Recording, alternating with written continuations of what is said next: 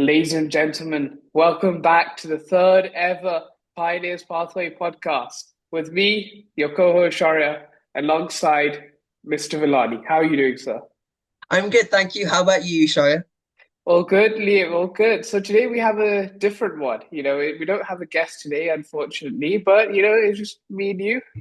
But we're Yeah. going to talk about loads It's of still going to interesting be as things. amazing as it always is, right? Absolutely, absolutely. We Yeah. can't let our listeners down. Yeah, but I hope everyone enjoyed last week's episode. It was so great to have Adam on here. I think we personally we both learned so much, right? And hopefully you guys did as well. Exactly. So, today, Liam, do you want to just sort of give a brief introduction of what we're talking about? Yeah, we were thinking today we'll talk a lot about sort of international opportunities, how businesses and ordinary folks like us, how can we leverage these sort of opportunities and sort of grow ourselves financially, but also with the opportunities out there, right? How do we find them? How do we maximize them as much as possible? And it's a big topic, a big area. I'm sure we won't be able to tackle nearly as much as we want to do in just one episode. So hopefully going forward we can explore these more, and we really value your feedback. So there's things you want to talk about, if there's things that you think are really interesting, yeah, just get in touch with us and we can include them in the following episodes. Yeah, absolutely. I mean, feel free to reach out to us at our email. And of course, we have a LinkedIn page now, which we've recently opened.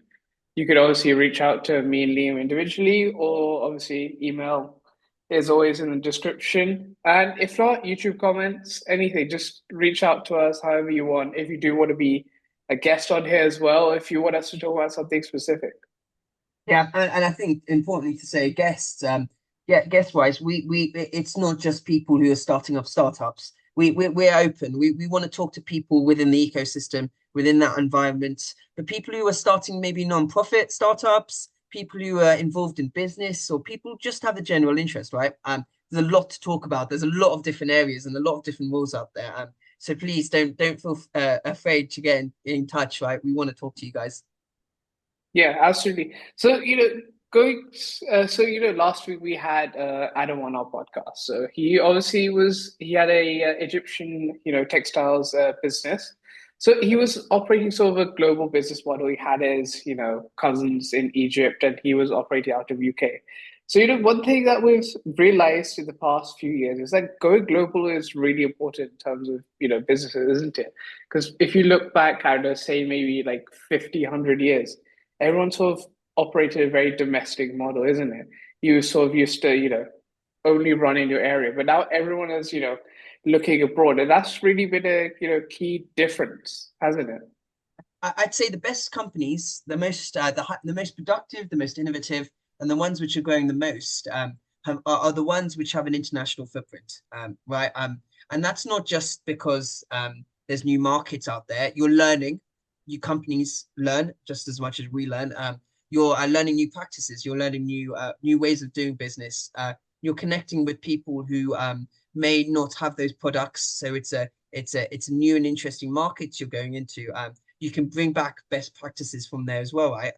A lot of companies go into these new countries. They learn that maybe their production methods, their ways of doing business isn't the best, right? You come back and you bring those back, and that's why you get in these global cities. You're getting these cities where people, companies, organizations just come together, and it's amazing what you can learn from each other, right? So it's not just all about sort of making that money, right? It's how we do business is changing rapidly and changing all over the world.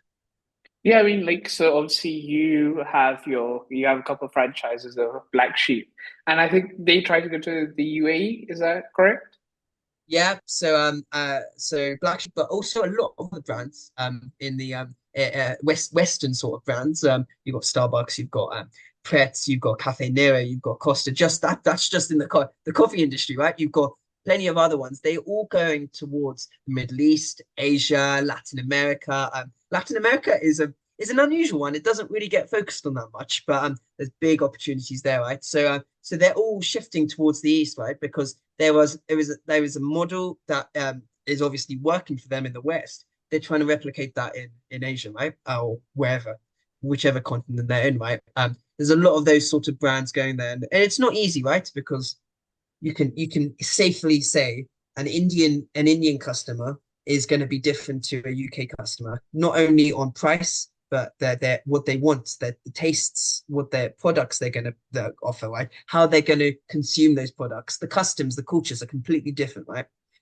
So it's not just well and good just replicating something from the UK in maybe Asia or the Middle East. You have to really know that culture. You need to know what's around there, what they want, and how you can sort of serve that. Yeah, no, it's sort of a counterpoint to that, actually. So, I'm putting you on the spot a bit, I guess. But, I think it was our economics teacher. I won't say his name just yet. I'm not sure if he wants his name out there. But he mentioned that, the world is getting a lot more, globalized. So our tastes are also getting a little bit more globalized. So, for example, like I think he gave an example that the average Japanese man 20, 30 years ago would only consume like one beer on average in a night. But now that's like risen because a lot of American and European guys have got across. They've got more of like a drinking culture. That's also been brought across to Japan. And for example, like let's say we look at Starbucks, right? We have Starbucks now in countries which were not traditionally, coffee drinking nations. But now like lots of people have shifted towards that. And coffee, like Starbucks is a very, famous American chain, right? That's what you think about it. But now like in places like India, you have people ordering like these fancy drinks that you normally get at Starbucks. Yeah, I know. No, I totally agree with that. Globalization's a powerful force, right? And things are shifting, trends are changing, people's appetite for different things are changing. So that sort of one size fit all kind of cultural thing for specific countries doesn't exist, right? There's many cultures within one specific country, and things are changing, forces are changing, and that's what internationalization is causing, right? People are traveling, they see these really interesting sort of cultural practices and they're bringing it back home and they expect that back home. But there are certain ways in which there are still stark differences, right? You look at sort of regulation, right? The regulatory patterns across the world are completely different. I know in the UK, the listeners probably remember the Grenfell Tower fire. Uh, so that was when a quite a high story residential tower in Kensington in London went ablaze and lost a lot of people. A lot of people died in that. A lot of people were displaced in that, and a lot of economic damage from that. And that was sort of linked to cladding. That was linked to dangerous cladding, unsuitable cladding for fire protection, fire safety protection. So the UK bring in laws to try and prevent that. But you go to other countries, especially in Southeast Asia, and they have none of those laws, right? So there's still a huge market for there, but you wouldn't have that market in the UK, right? So regulation does really play a part in that. But I also think there are still other real big players, right? So you look at I know I'm talking about India quite a lot, but I think definitely in Asia, the minimum wage levels are a lot lower than they are in the West, right? I know from the businesses I've been a part of, and I know a lot of other businesses, labor costs are so important, right?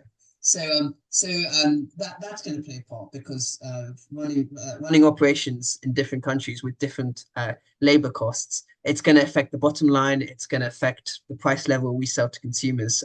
Things are going to be a lot cheaper to be made in Asia than they are to be made in the UK. That's just a fact. That's why industry is being hollowed out in the UK. It's because everyone's shifting manufacturing another industry to Asia. So there are I get what you say when there are sort of globalization is making things a lot similar, but it's not, it's maybe a little segment of a much wider piece as well. Okay, I do see that, globalization of trends, do you think that gap is getting closer? Because I certainly feel as if it is. I'd say the gap is getting closer, but the trendsetters are still moving ahead. So where you would say in the past the West were far more advanced than the rest of the world, Yes, the rest of the world are catching up with the West, but Western countries are still progressing, right? They're progressing on a policy. They're investing in. Yeah, they're progressing with their way of doing business, way of doing life, right, in general. So you can never truly catch up because there's always room to improve, right? You look at sort of the how the West are tackling the climate change crisis, right? That's a new thing which 10, 15 years ago nobody would be thinking about, right? So how can we expect the less developed countries to have ever got to that position from till now or in the future, right? So there are still things that are catching up. In terms of business, I think appetite for global brands is only going to increase. People, it's not just the product, it's the status. People like that. People like to live that Western lifestyle, and that's why Western brands are. It's really easy to get into other markets. But similarly, bringing the markets in the less developed, those brands from less developed nations, bringing them to the West. I'm sure many of the viewers probably know Chaiwala. It's a big brand of Asian food in the UK. So they have like loads of retail outlets selling Indian food, right? Food that traditionally would just be for the Indian market, but there's a big market in the UK, right? So you've got these brands and these people coming over and trying to bring in things into the West, and they're doing really well, right? Because we're climatized more to a global appetite, global palate, if that's what we would call it, right? So I think there are definitely ways, there are definitely things out there, but that's just that, and that's what we were trying to say, right? If we get more international, if we open our doors up to things, we learn about these things and we learn about those opportunities. Yeah, no, absolutely. I mean, your point of bringing, Eastern, like brands across to the West, like especially in food, like look at like how renowned Chinese food and Indian food is, right? In the UK, like it's curry is a huge thing, for example. So that's definitely something you are seeing. But whether we see like big name brands come out, so let's take automotive. So Mahindra is a big Indian car manufacturer. But do you think we'll ever see them have a role in the UK? I know obviously they do make SUVs, and SUVs aren't the biggest market in the UK. But do you see any other Asian manufacturers coming to the UK? I know obviously China do have quite a few, but do you see any other players coming out?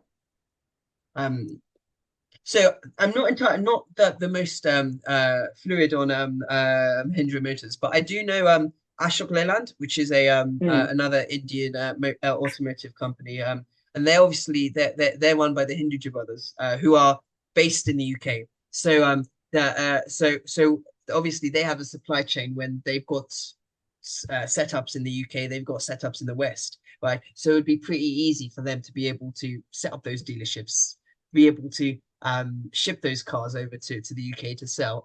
What I'd say is though that a lot of the cars, a lot of the Tata Motors cars, a lot of those ones, they're built for a certain economic class, right? They're built for people who want cheap, semi-reliable cars, right? The UK, we are dominated by the big brands, right? BMW, Audi, Mercedes, Toyota, uh, Vauxhall, those kind of cars, right? So whether lower class, lower financial class car in there. I'm not too sure. Right. We have a lot more regulations on cars, vehicle safety. As you'll know, sort of emissions, right? So it's a very different shape, and vice versa, right? And you'll be able to probably clarify for me how much tax the Indian government puts on foreign imported cars. Yeah, it's a hundred Because percent. 100%, right? So that's a big barrier. That's a huge barrier. It's also a huge opportunity, right? Because I know Kia manufacture and assemble their cars in India. So they are technically made in India cars. So they get to divert around the tax. But that's these kind of regulations. They play a huge part in being able to do these overseas ventures. Yeah, no, absolutely. I mean, is there any particular example of a shift to another country that, particularly, interests you, like a successful one? Not too sure. Really, Because, there's like, quite a for few, right? me, the Yeah. biggest one that comes to mind is Amazon in India. That Okay. is a How huge come? game changer. Okay, Okay. so I have a fair bit of knowledge on this because when I was in uni, I read like a whole case study on this. So what they did was they realized, so in India, what people tend to do is they tend to buy these like 200, 300 pound phones, which obviously aren't as powerful as your iPhones, Samsungs, whatever, right? So because of that, they specially optimized, the phone app as well. So everything would work seamlessly on these like cheaper phones as well. So Hmm. that's one thing they did. They spent a shit ton of money on researching into the Indian, consumer taste as well. Yeah. And that way, they were like literally within the first 1, 2 years, they were the leading player because they Yeah. spent all that money in R&D. They specifically designed their phone app just to be, optimized for the Indian market. So I think that's one of the most successful ones I know. Yeah. Yeah, and there are players out there who've had similar sort of similar sort of setups, right? And there's also ones which haven't been as good, right? I know Costa Coffee in India hasn't been as much of a success as they'd hoped. I know Pret are trying. We don't know whether it's gonna work out. But there are a lot more businesses are far more interested now in getting into these markets, getting into different areas. It's hard. It's not easy. There's a lot of preparation you have to do, a lot of work you have to do to that, and sometimes it doesn't work out right. But I think it's the step forward for growth, right? You don't have really that many domestic companies anymore. They're all international ones.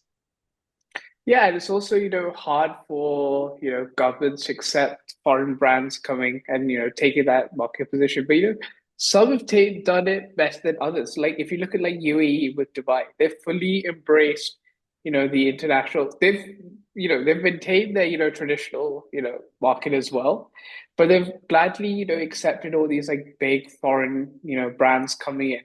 And that's made Dubai such a huge, standout. You go to like Dubai Mall, you see all these like huge chains out there. Dubai is what I'd call an international city. It's not it attracts the crowds from different parts of the world. They kind of all sort of center around Dubai, and I think it's important to know you can't be you need the infrastructure to facilitate this international merging, bringing together. All right, Dubai is amazing because they are. If you look at the world map, they're right in the center, right? So, and they none of this would have worked out. This is my hunch. None of this would have worked out if it wasn't for Dubai International Airport, right? And the role that Emirates Airline and the airport plays in bringing people there, right? People flock to Dubai not only just to come visit Dubai, but also for transit, and then they'll stay maybe 1 or 2 days, and that brings people together, right? Emirates, I think. If I'm not mistaken, has one of the largest networks of destinations, and most of them fly via Dubai Airport to go to other places. Most passengers, right? That brings people together. That makes international competitiveness is heightened when you have the transport infrastructure, when you have the availability, right? Heathrow Airport is the same, right? Not maybe on par with Dubai, but the UK has one of the largest sort of global hubs out there. So they can bring those people. They can. It's not hard for you to travel from America to the UK or from Asia to the UK. It's easy, right? And so that's what makes an international hub, an international city, and that's what facilitating this sort of global growth. Okay, so one sort of question I have for you is going back to the point of Western versus Eastern brands. Do you think it's easier for an Eastern brand to go to the West, or do you think it's easier for a Western brand to go to the East? So I'm gonna hear your answer, then I'll give my take on it. I'd say it's equally as hard because both Okay. sets, every country, every market is different. There are different regulations, different setups, and when if you don't have the personnel in those markets to be able to advise and help, it's going to be hard. any company wanting to move anywhere, you have to know the culture, you have to know the environment inside out. Otherwise, you just won't work, right? So I wouldn't say it's easier anyway. I think it's equally as hard. Okay, so this is where I sort of disagree with you slightly. Okay, so I think it's easier for a Western brand going to the East because the thing is, right? So go back to our Starbucks example. Literally everyone in the world knows Starbucks, right? So if Starbucks tells a developing country, we want to come there, Starbucks are likely to get some sort of, incentives from the developing, country. And that's why it'd make it slightly easier in my mind. But if you're an Eastern brand going to the West, where there's already, established markets, I feel like you won't get the same incentives. So in that sense, what I would say is yes, there might be these incentives out there, but the incentives are never going to be into the long term, right? These countries are developing fast, and so incentives come and go. The model is different. So say you're bringing Starbucks or coffee shop into Asia, right? It's going to be a lot cheaper to manufacture, um, but people are going to pay less, right? People aren't going to pay a £4 or 4 or 5 euros for a coffee equivalent in India, right? They're not going to pay that amount of money, so the profit margins will change. Labor costs are different, but it's going to be harder for Western brands to train those the new staff in the new markets if they don't have the resources, the personnel there. It's also culture is a lot different, right? Coffee. We're using coffee as an example. I hope the I listeners think are it's okay because with I that. think it's because you have like a few, The experience. franchises. It's a Let's very try. it's a very easy one. Yeah, coffee, food. Say for example, Yeah, food. food. Appetites are different. The palates are different. And some people are just not willing to pay money to go and get it when you can have it at home, right? That's what I'm finding with coffee and tea in India. A lot of questions about whether people will pay the money, right? They're not going to. In the UK, you could have a coffee or shop or a Burger King or a food outlet anywhere across the UK, and people pay the same amount of money.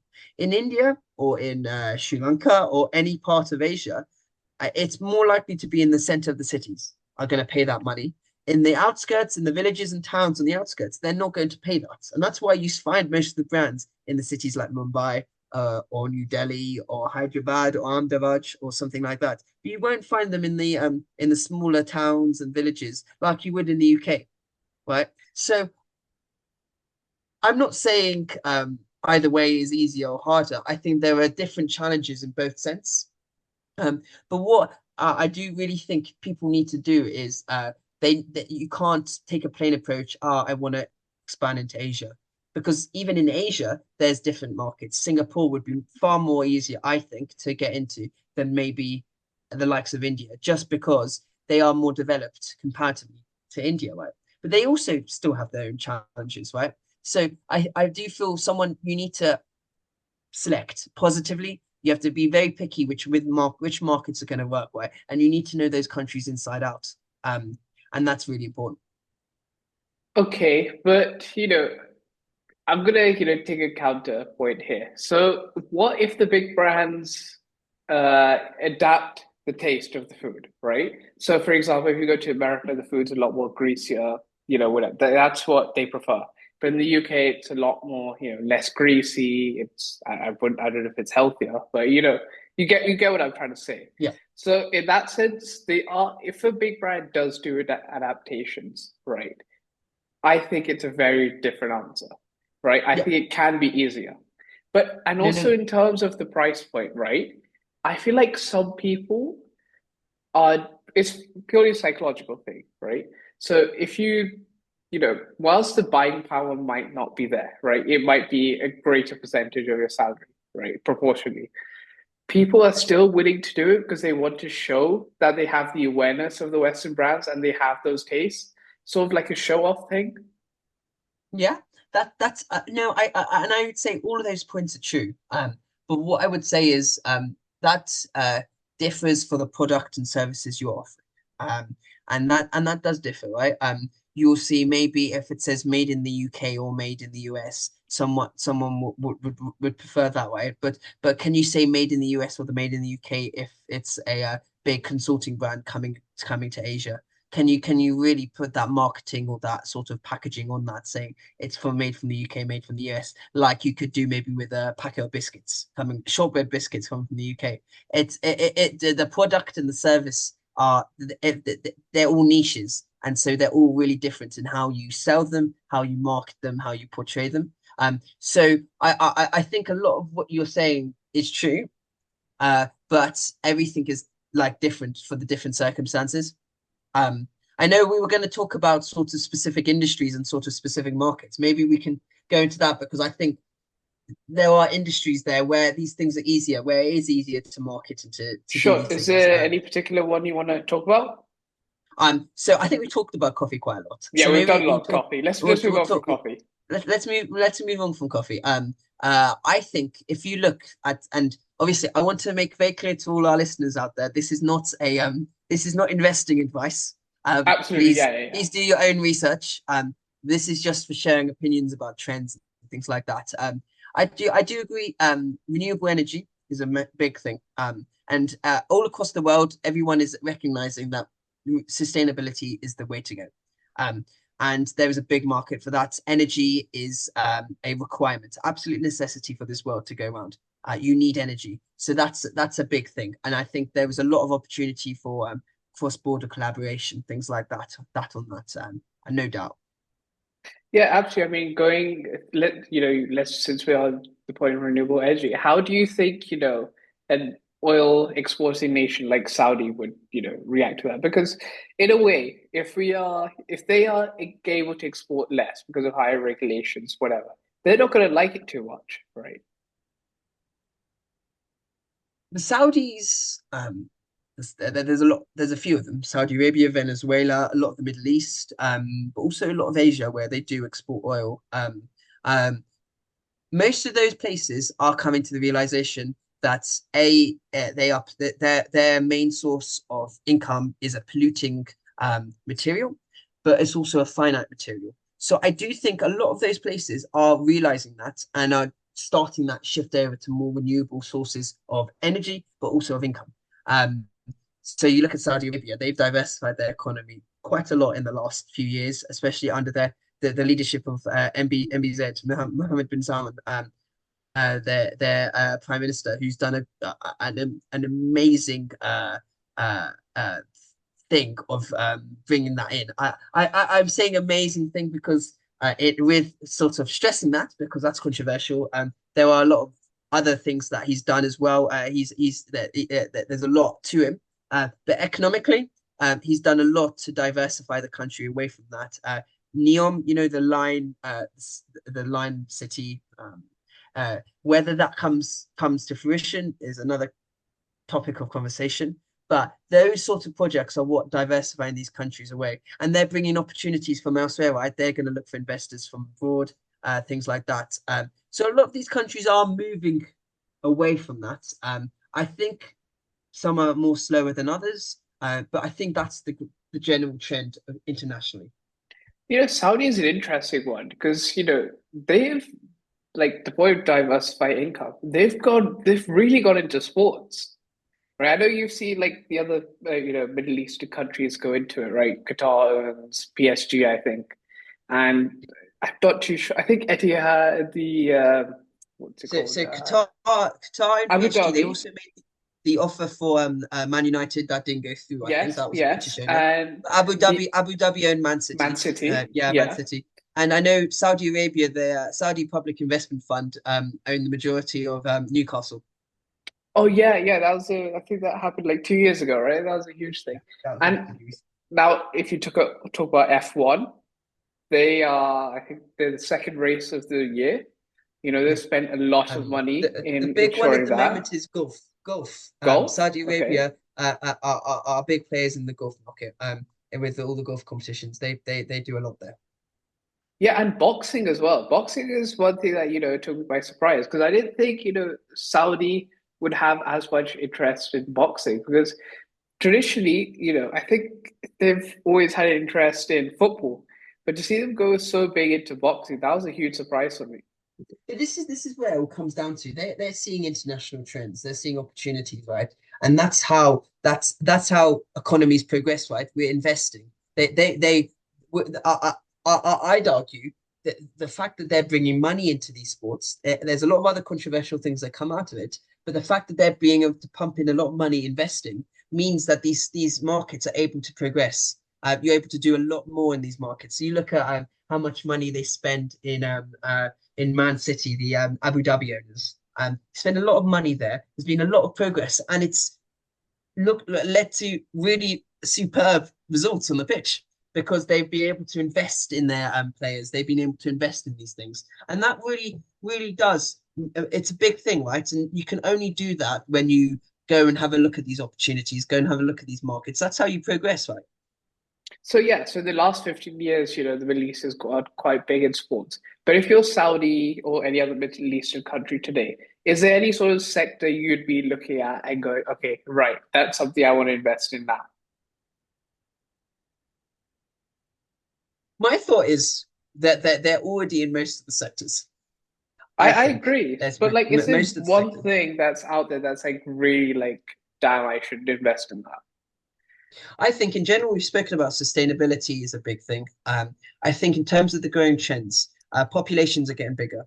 Climate change is getting to be a bigger issue. But there is a growing middle class across the world, and so that middle class are going to drive consumption. And they're going to be consuming food. They're going to be consuming items like clothes, wearables. They're also going to need places to live. They are also going to be spending money because they can go abroad. So they're going to be spending money on hotels, holidays, things like that, right? So that the middle class is what's going to be powering the next 10, 15 years, in my opinion. That's my opinion. They're going to get bigger and they're going to be spending. And so you need people and businesses and our viewers need to be looking at that and thinking, what can we do to get in with that?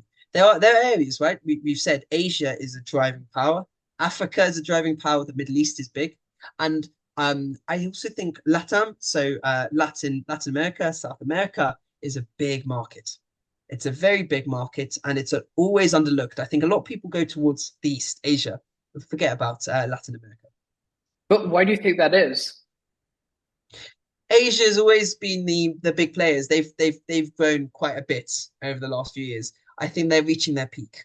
The growth is slowing down. And if you want the real growth, you need to be going to the underdeveloped countries. So Latin America, there's areas there where if you look at Brazil, places like that, populations are huge, and there's still a lot of underdevelopment there. If you go to Africa, they are going to power through to be one of the most highly populated continents in the world, I think, in the next few years, if not now, probably. And so they will need all the basic necessities for life, right? Housing, food, fuel, all these things. So those are the areas I think are worth looking at. Yeah, no, absolutely. I agree with you because whenever you think about international expansion, you mainly think of China or India. I haven't heard of, many people, saying, I want to expand my, business into Latin America. It's always, Asia. But I think the reason behind that is a population. So if you look at China and India, right? I don't know the exact figures, but India is I think around 1.4 billion, China is around 1.2. Now, that is a total of 2.6. And given you have say it's around 8, right? 2.6 billion people out of the 8 in one continent. Wouldn't it sort of be natural that you shift towards there? Because you have a lot bigger market than you do But in, Latin but America.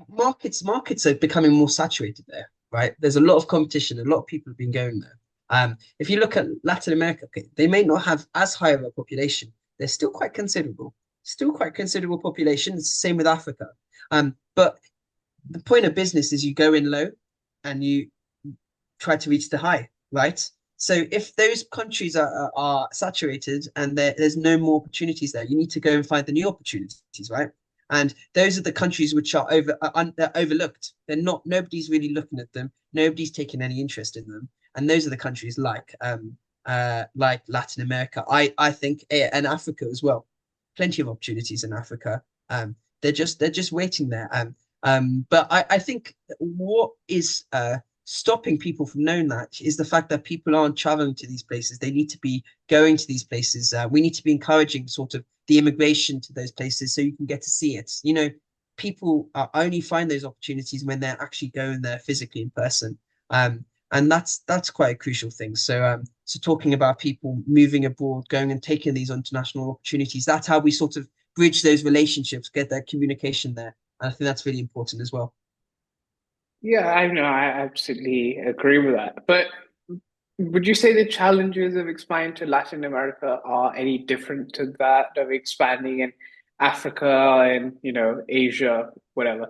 Because generally, it's a very textbook approach. You give the standard thing, political instability, inflation, whatever. But I feel like that disregards potential domestic challenges you might have, specific to that certain location. So I was Yeah. just wondering, would there be any that regarding Latin America that that's not as mainstream of a problem?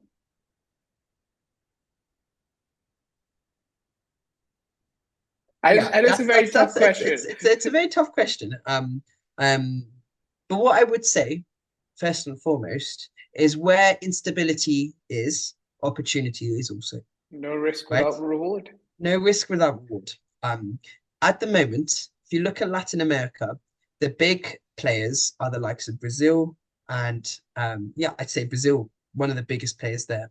But one country of interest, certainly to me, and I think should be to all of our listeners, is Argentina. So Argentina have been going through a massive economic crisis for the past few years, and they recently elected Javier Milei to the presidency, and he has taken a very neoliberal approach to politics. He's gone through loads of cuts, austerity, but he's trying to refix the country, bringing it out of this prolonged recession and get the economy growing. So these are the opportunities, right? Because where those are worth the country was suffering, international investment was much needed. So if you get in there before the economic growth happens, that's where the money can be really made. The opportunities are made, right? The opportunities are where nobody else is going, right? And if people are going to China and going to India, they have to be looking at elsewhere, where we can get in, where the prices are low, get up high. Argentina's one. If you look at Africa, right, there are plenty of places. You've obviously got the strong African nations. Rwanda, Kenya, I would say are very, very strong. But you've got other places. South Africa is going through their fair share of issues at the moment. You've got plenty of other places where there is political instability. So you have to be able to know to navigate those. You have to be able to navigate issues, political issues, security issues, things like that. But where issues happen, that's where the opportunities are. So Yeah, I think it's fair to say it's not for the faint-hearted at all. Um, absolutely. but if you're willing to do that, I think there's a lot of opportunity out there. Yeah, no, absolutely. Because the thing is, right, so say you look at China. China is heavily promoting its domestic players, right? Same with India. Like I I hate to keep going back to the idea of coffee, right? You're getting a lot more like local coffee chains starting up. So you also get competition from them. So you're absolutely right to say the market is saturated. And Argentina, you don't really hear about, the same thing. And we all we need is like, a few, S&P 500 CEOs to go out there and just, give their own look at it and say, okay, this is how we think we can tackle it. But is there any, sector in particular you feel that would highly benefit more than the others? Like, so for example, like food and drink or automobile, industrial, something like that. Is there any what you think, particularly for Argentina? Industrial, I'd say. I'd say the manufacturing industry, and I'd say Argentina is good for that because it's in a good location where you can then export out to the rest of Latin America. So if you're able to get into the industrial industry, their manufacturing, production there, I think it's very valuable. They also have a lot of natural resources out there. That's my hunch. Again, that we could be proved wrong many times on all of this, right? But I do think the likes of Argentina is an opportunity just awaiting to happen. You've got the same sort of in Africa with those certain countries, right? Ethiopia and the Ivory Coast are very, very strong countries. They've got a lot of natural resources, but a lot of people don't look at them. You know, Ethiopian Airlines is one of the top airlines in the world for I connectivity. did not know And that. it's very, very unusual. And they've got one of the largest fleets in the world, right? So there's obviously some strength there. But obviously they also have a lot of political instability there, right? So it's about sort of um using those trends to your benefits, if you get what I mean. I thought, well, maybe we'll talk. So I've got a family member, one of my uncles, who um went out to work in Armenia, which I think is a prime example of this because I was lucky enough to go and visit him one summer, which was amazing, an amazing trip to see in a country which I never heard about, which is very, very isolated, but you don't really hear about it many times on the news and everything. But he went out to Armenia to set up some offices for a Chinese-based pharmaceutical research company.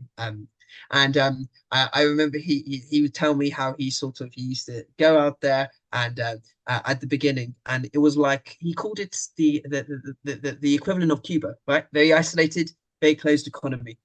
Things were going slowly, nothing was really happening, right? And he saw the opportunity. There was the staffing was labor costs were cheaper. There's a lot of opportunity out there, a lot of people waiting for work, right? And the office is now, I think, probably have about 300 to 400 people, if not more, working for them in Armenia. That's come from absolutely nothing when he got there, right? So it's about taking these opportunities. There's a lot of things out there. You sort of have to go and find the undeveloped, the left behind places, and really use sort of creativity and innovation to try and just bring it back up. Okay, but that's very, interesting thing, and I kind of want to, add another thing to that. So, what happens when we explore all these, I guess, undiscovered places, right? We've fully exhausted them. Then what happens, right?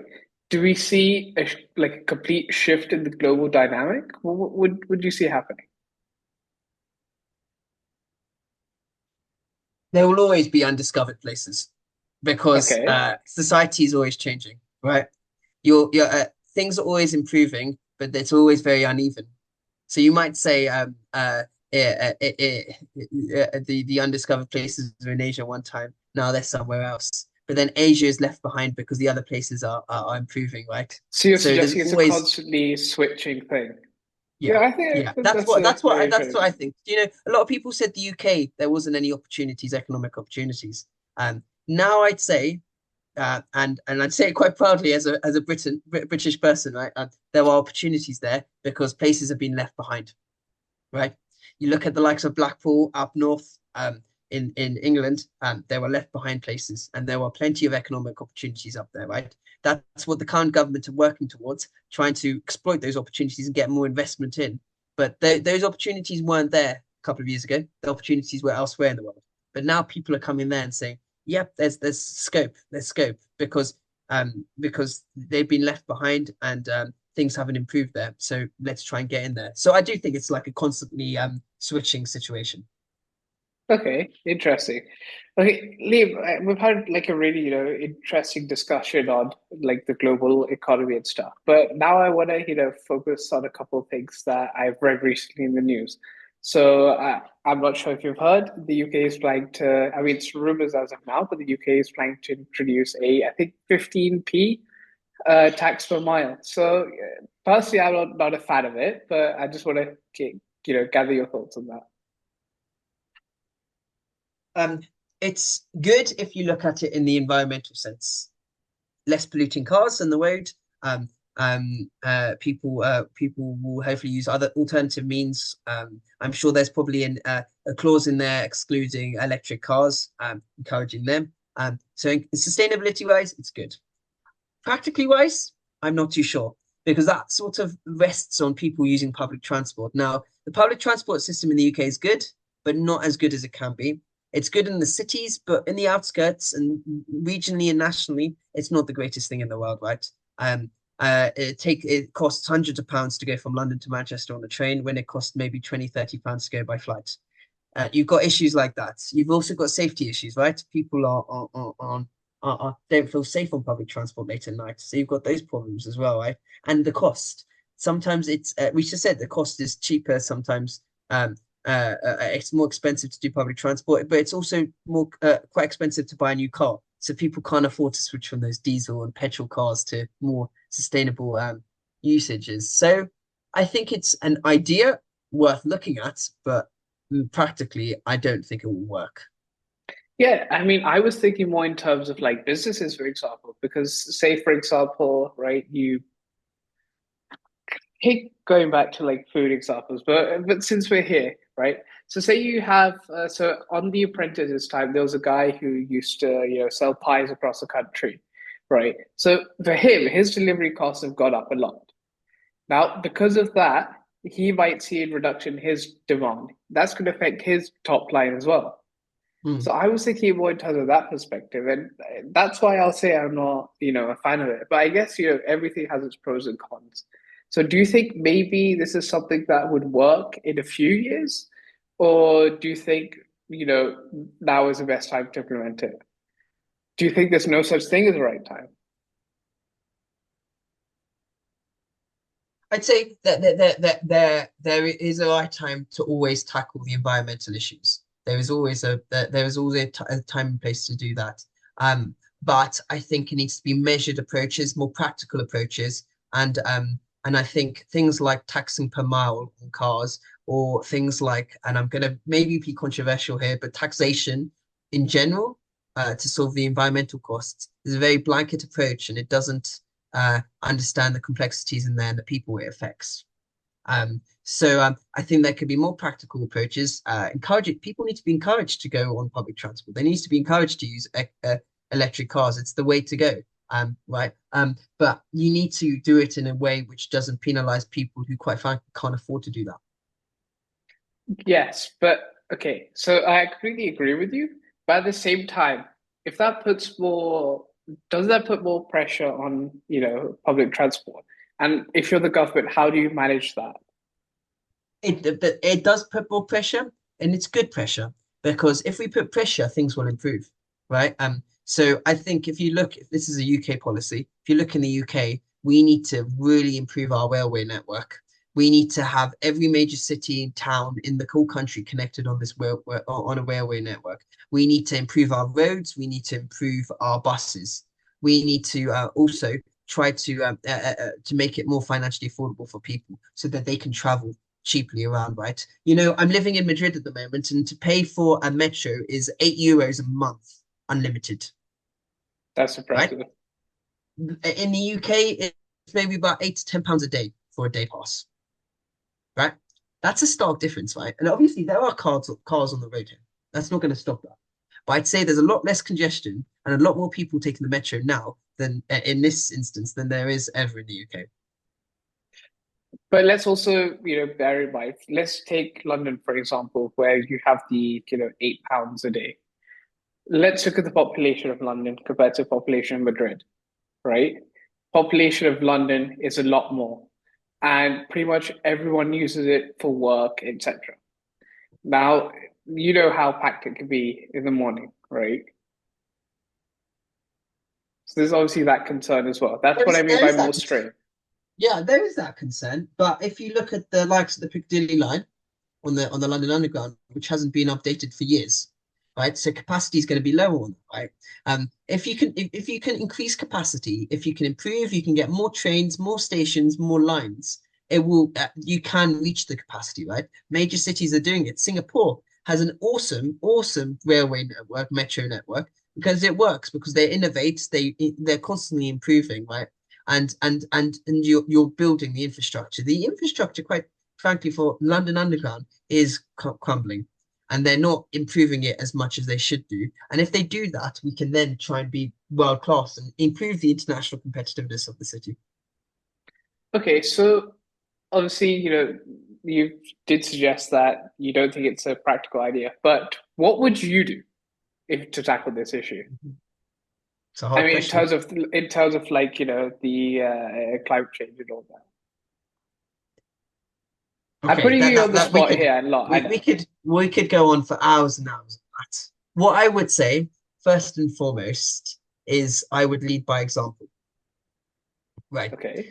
I would lead by example. So as a prime minister, if I was a make-believe prime minister, I would make sure that every move, everything I do is done in an environmentally friendly way because I am leading by example and I should do that. So whether that means that all the cars that I'm using for my motorcade or government vehicles all need to be electric, which currently only a few are.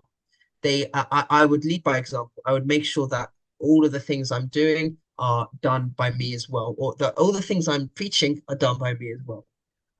Secondly, I don't believe putting money into things are going to necessarily solve the solution, right? I think there's a lot of ways in which we could fix and cut emissions whilst also not having to put money into it. So, say for example, things like public transport. Public transport is an easy way. We don't have to. It's an investment. We can reclaim the money back in fares and things like that.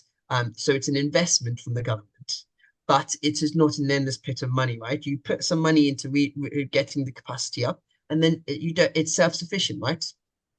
I don't believe taxation is also the way of doing it. I think if you're going to change people's perspectives and how you're going to do it, is by showing them the benefits and encouraging them to do it, and penalizing them when some of them can't even afford to make those changes doesn't work. So you're suggesting, bringing more of a cultural change rather than an economic change. Yeah, a cultural change, and that will shift towards the economic change. But let that happen naturally. Great. Yeah, Liam, do we have time for another thing? Yeah, or maybe, do you, or we can save some more for the next episode. Maybe we can absolutely, talk. I'm good with both. Well, maybe we can do that because I think there's a lot more to talk about this. Maybe it'll be good to have some more follow-up episodes. I know we wanted to talk about maybe immigration, the people behind the international setups, right? Talking about sort of encouraging people to go abroad, work abroad, and there's a lot more you can talk about that as well.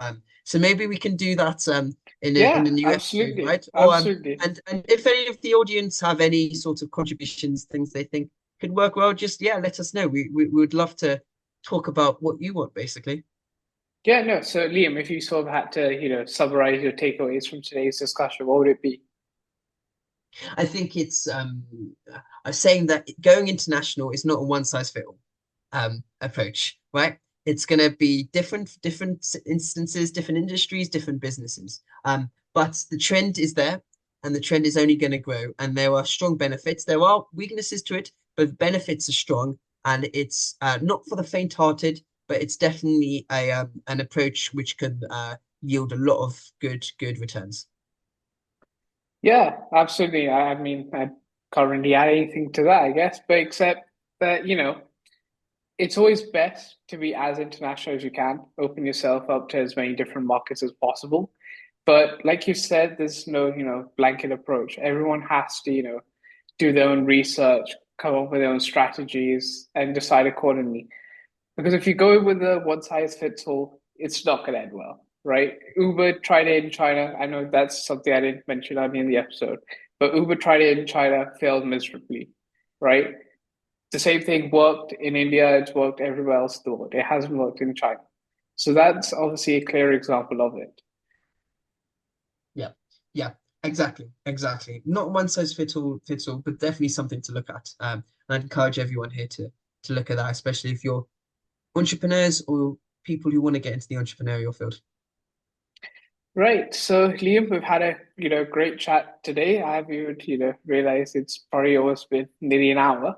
So Yeah. what can we sort of expect in the next episode? So the next episode, we are still in the pipeline some guests, hopefully to come in. But what we'll do, we'll let the audience know, people following us on social medias, we'll announce it over the week. So you'll be able to see it there. Either we'll have a guest. We've got some really interesting guests lined up, just trying to get all the logistics around it working. Otherwise, again, it'll be the same setup as today, a general chat, and for people just to listen to a general debate, conversation about what's going on in this world. Absolutely. And one, thing we've started now is we upload daily reels and shorts on our social media. So if you don't have the time to watch the whole thing, you do want to, get a short extract, we do have that provision for you. But we will absolutely recommend you watch the whole podcast because it's great. And, I certainly enjoy doing it, and I'm sure Liam does. But Yeah, of yeah, course. Of course, of course. But yeah, and so we're looking forward to seeing everyone next week, and also engaging with you on all the social media stuff as well. yeah, feel free to share these with your friends, family. We want to, reach out to as many people as we can, get, our message across, help get our guests get their message across. Like, for example, with Adam, he had a very interesting story to tell, and we'd like to hear as many ones as we can. Yeah, perfect. Okay, Great. cool. So we'll see you all next week then. Great. Good, Thank good, you so good. much for listening, everyone.